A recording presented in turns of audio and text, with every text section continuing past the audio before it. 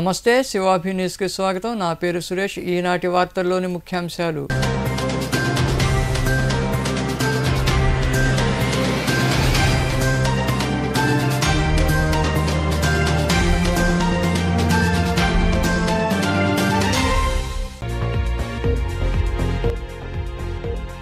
ఉపాధ్యాయ MLC Sabji దుర్మరణం. పశ్చిమ గోదావరి జిల్లాలో జరిగిన కార్యక్రమాల్లో పాల్గొని కారులో వెళుతుండగా మరో కారు ఢీ కొనడంతో ప్రమాదం. సంతాపం వ్యక్తం చేసిన సీఎం జగన్మోహన్ రెడ్డి, మంత్రులు.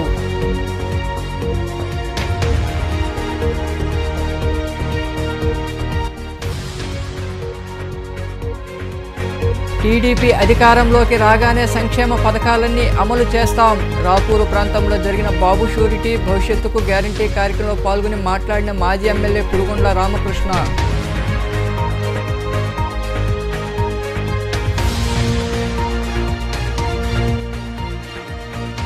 ఆరోగ్యశ్రీ పరిధి 25 లక్షలకు పెంపు. తాడేపల్లిలో ఏర్పాటు చేసిన సమావేశంలో కేబినెట్ ఆమోదం పొందిన అంశాలు వివరించిన మంత్రి వేణుగోపాలకృష్ణ.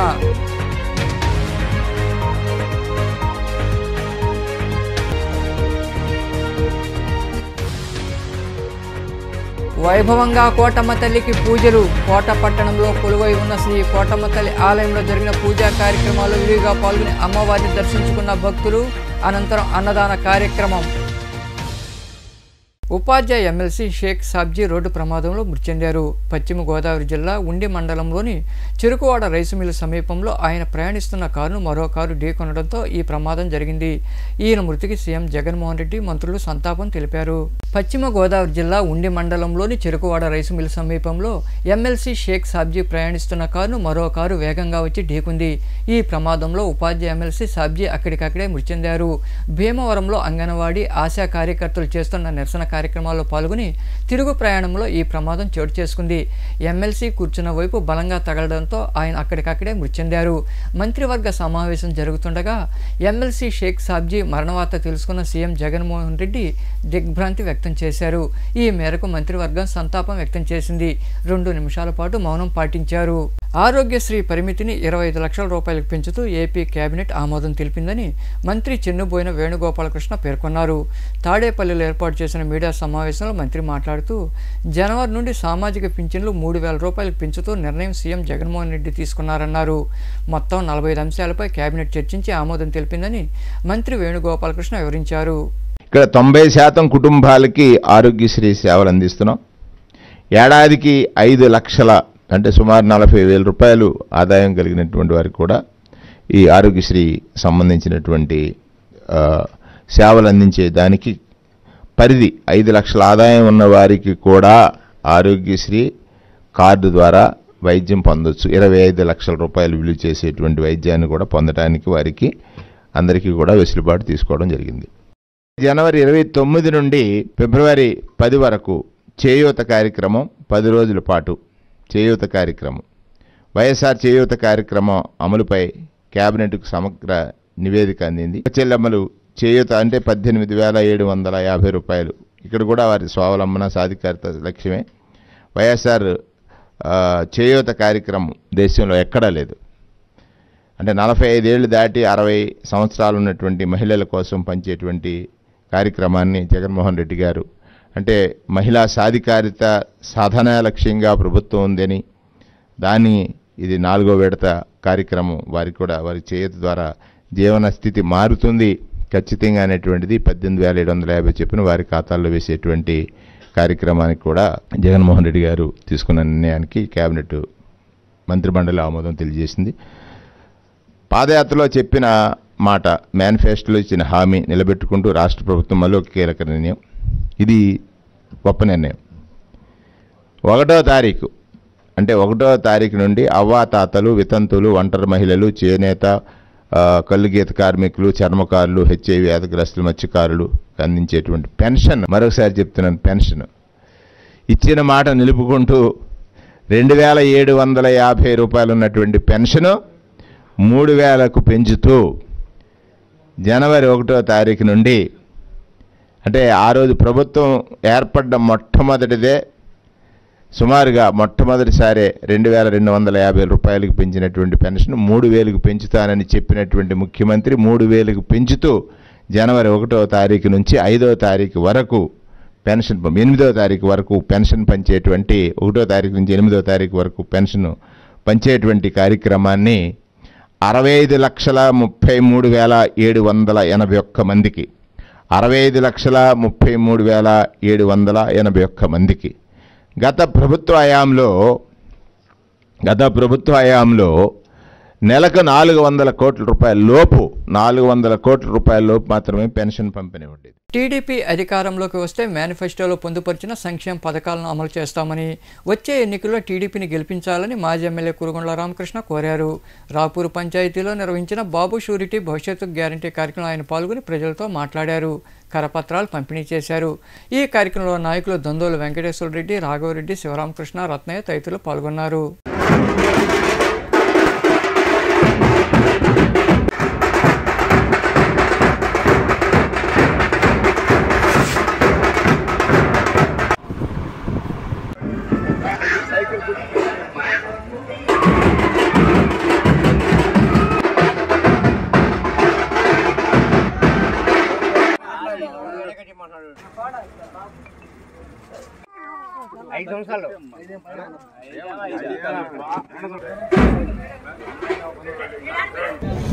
కనీసం 10 కిలోలు బియ్యం ఇచ్చే పరిస్థితి లేదు జగన్మోహన్ రెడ్డి.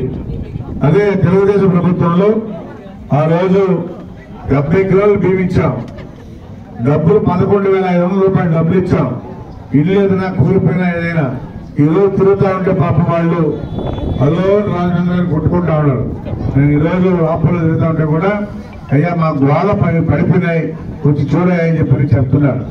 మరి ప్రభుత్వానికి అలాంటివి పట్టు మాటలు మాత్రం గొప్పగా చెప్తారు. ఈరోజు పేపర్లో కూడా రాస్తుంది. ఆరోగ్యశ్రీ అనేది చంద్రబాబు నాయుడు పెట్టాడు బ్రహ్మాండంగా, చిన్నదానికి పెద్దదానికి అన్నిటికీ కూడా ఆ రోజు తెలుగుదేశం ప్రభుత్వాలు బ్రహ్మాండంగా వర్తించాయి. ఇదే జగన్మోహన్ రెడ్డి 25 లక్షలైనా కానీ నేను పెడతాను ఆరోగ్యశ్రీ అని చెప్పి ఈ రోజు తూతు మంత్రంగా అక్కడికి వెళితే ఏ హాస్పిటల్లో కూడా ఆరోగ్యశ్రీ అంటే ఇక్కడ దగ్గరకు రావద్దని బయటేస్తా ఉన్నారు. అది ఐసీయూ అయినా సరే, జనరల్ అయినా సరే, ఏదైనా సరే అక్కడ హాస్పిటల్ పోయేదానికి లేదు.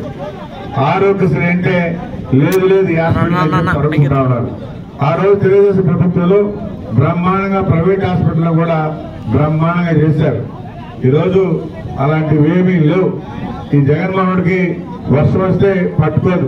ఇక్కడంతా ఇసుక మాఫియా, లిక్కర్ మాఫియా, అది మైనింగ్ మాఫియా, ఇవన్నీ జరుగుతూ ఉన్నాయి తప్ప మరొకట్లేదు. ఎవరు అడిగినా ఇదంతా ఇక్కడి నుంచి అక్కడికి వెళ్ళిపోతుందంట. అంటే రేపు ఎలక్షన్ కి మూటలు పంపించి రేపు 5,000 ఇచ్చినా కానీ ఓటుకి తప్పు లేదు. జగన్మోహన్ రెడ్డి ఇస్తే కూడా దయచేసి సోదరులందరూ తీసుకొని తెలుగుదేశం పార్టీకి ఓటు ఇవ్వాలా. మన వెంగడేరు నియోజకవర్గం ఆయనకున్నటువంటి రాజన్ శర్మ టీం కావచ్చు, లేదు మన పనిచేసినట్టు విధానం కావచ్చు, అన్నింటినీ క్షుణ్ణంగా పరిశీలించి మరి అన్నతో మాతో కూడా మాట్లాడటం జరిగింది. మరి నియోజకవర్గంలో కూడా ఇప్పటి వరకు కొన్ని మండలాల్లో బూత్ కన్వీనర్గా ఉన్నటువంటి వాళ్ళు కానీ, వాళ్ళని గైడ్ చేయాల్సినటువంటి సమన్వయ కమిటీలో ఉన్నటువంటి యూనిట్ ఇన్ఛార్జీలు కానీ, క్లస్టర్ ఇన్ఛార్జీలు కానీ, మండల ప్రెసిడెంట్లు కానీ, వివిధ హోదాల్లో ఉన్నటువంటి పార్టీ నాయకులు కానీ మరి ఎందుకు బూతులు కూడా ఇప్పటి వరకు కూడా దాదాపుగా రాపూరు దగ్గరలో 6 బూతులు, రాపూరు 7 బూతులు, టౌన్ లో 9 బూతులు ఇప్పటి వరకు మనం వాటిని బూత్ లెవెల్లో కూడా బాబు షూరిటీ భవిష్యత్తు గ్యారెంటీ చేయలేదని చెప్పి రాష్ట్ర కమిటీ మనకి ఇచ్చినటువంటి ఆధారాలతో సహా ఈ పేపర్లో నా దగ్గర ఉన్నాయి. వరద బాధితులను ఆదుకోవడంలో ప్రభుత్వం పూర్తిగా విఫలమైందని టీడీపీ మండల అధ్యక్షుడు మద్దాలి సర్వోత్తమరెడ్డి విమర్శించారు. కోట పట్టణంలోని రెవెన్యూ కార్యాలయంలో తహసీల్దార్ పద్మావతికి ఆయన నాయకులతో కలిసి వినతిపత్రం అందజేశారు.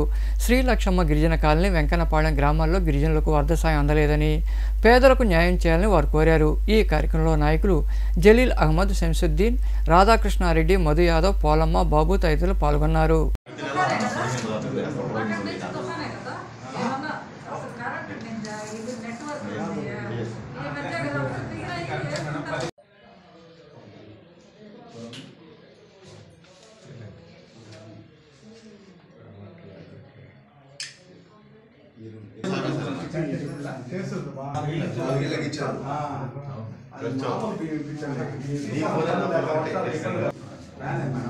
అర్హులైన వాళ్ళకి బియ్యం వచ్చున్నా వాళ్ళకి పంచకుండా ఆడ పెట్టుండే పరిస్థితి. అదేవిధంగా కొంతమంది వైసీపీ నాయకులైతే ఆ బియ్యాన్ని ఆ వస్తువుల్ని అన్ని వాళ్ళ ఇంట్లో పెట్టుకొని వాళ్ళ సొంత నిధులతో ఏదో పంచినట్టు పంచడం, ఇది మరీ అన్యాయం, ఘోరం. ఆ ఇంటికి వాళ్ళ పార్టీ వాళ్ళు తప్పితే వేరే వాళ్ళు పోలేని పరిస్థితి. కానీ ఇవన్నీ ఎందుకు జరుగుతున్నాయి, ఇంత అన్యాయం ఎందుకు జరుగుతుందో మాకైతే అర్థం కావట్లేదు.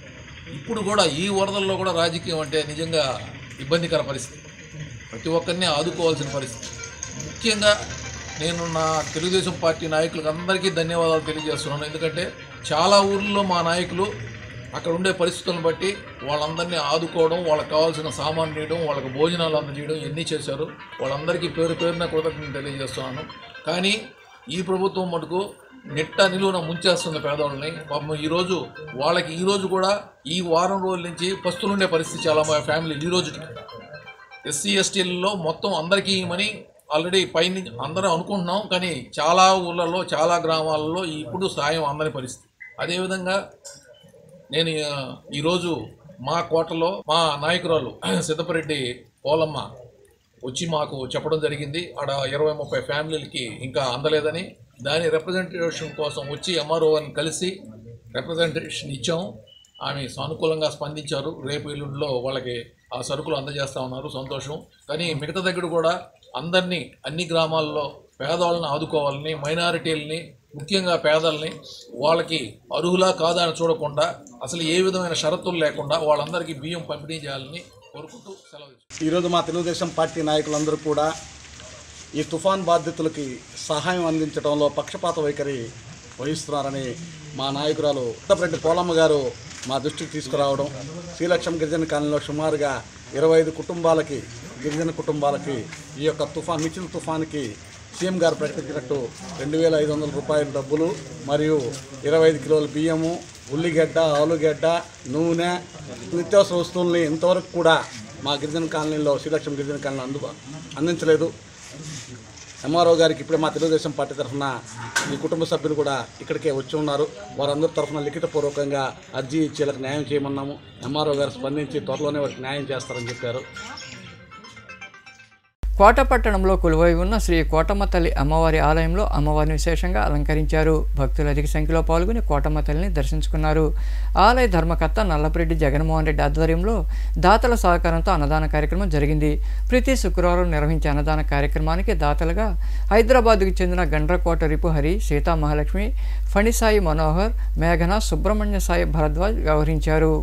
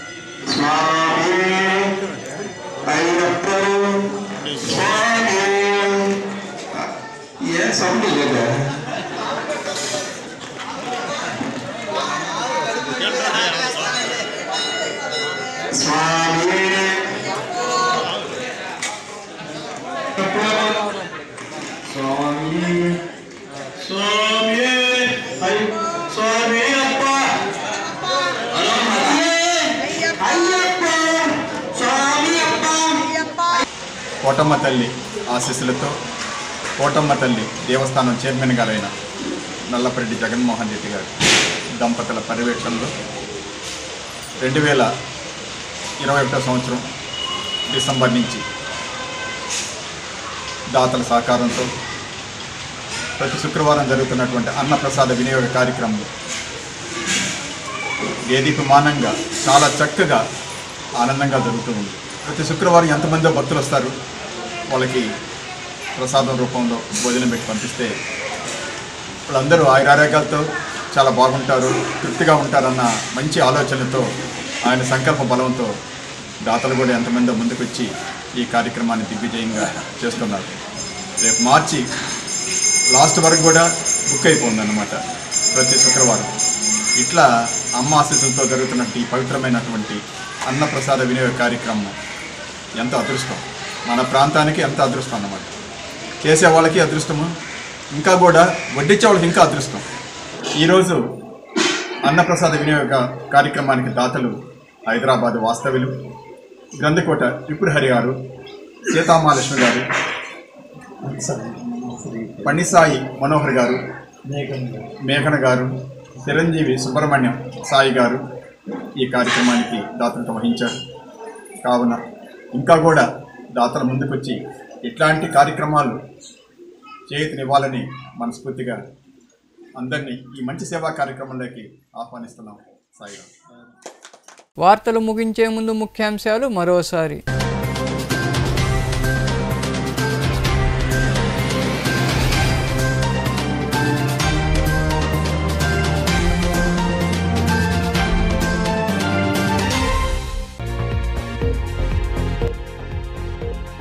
ఉపాధ్యాయ ఎమ్మెల్సీ సాబ్జీ దుర్మరణం. పశ్చిమ గోదావరి జిల్లాలో జరిగిన కార్యక్రమాల్లో పాల్గొని కారులో వెళుతుండగా మరో కారు ఢీ కొనడంతో ప్రమాదం. సంతాపం వ్యక్తం చేసిన సీఎం జగన్మోహన్ రెడ్డి, మంత్రులు.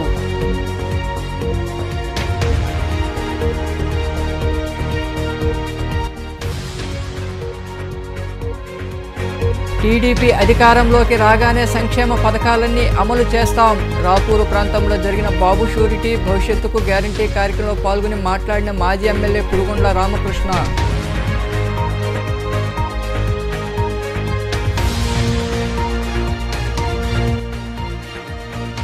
ఆరోగ్యశ్రీ పరిధి 25 లక్షలకు పెంపు. తాడేపల్లిలో ఏర్పాటు చేసిన సమావేశంలో కేబినెట్ ఆమోదం పొందిన అంశాలు వివరించిన మంత్రి వేణుగోపాలకృష్ణ.